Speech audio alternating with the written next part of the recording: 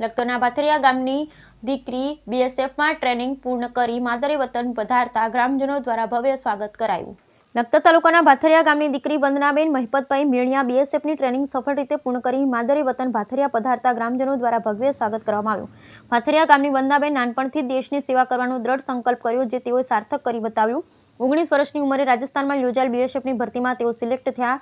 27/10/2024ના તેઓ બીએસએફમાં જોઈનિંગ કર્યું અને પંજાબના દેહરાદૂનમાં તેઓની ટ્રેનિંગ આપતા તેઓ સફળ રીતે ટ્રેનિંગ પૂર્ણ કરી આજે માદરે વતન ભાથરિયા ગામે પધારતા લખતરથી ભાથરિયા સુધી ભવ્ય સ્વાગતનું આયોજન કરવામાં આવ્યું। લખતર બસ સ્ટેન્ડ નજીકથી ભાથરિયા ગામ સુધી યોજાયેલ સ્વાગત રેલીમાં દીકરીના પરિવાર, ગામ, સમાજ સહિત આજુબાજુ ગામના મોટી સંખ્યામાં લોકો આ રેલીમાં જોડાયા હતા।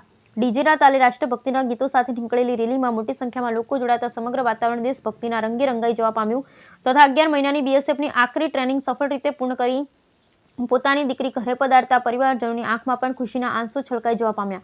અંગે ભાથરિયા ગામના સરપંચ મહેશભાઈ મેણિયાએ જણાવ્યું હતું કે દેશની સેવા ગાજે બીએસએફમાં સિલેક્ટ થનાર વંદનાબેન ગામની પ્રથમ દીકરી છે, જેઓ તેમને પરિવાર, સમાજ સહિત સમગ્ર ભાથરિયા ગામનું ગૌરવ વધારેલ છે। Bureau report Jayendrasinh Jhala.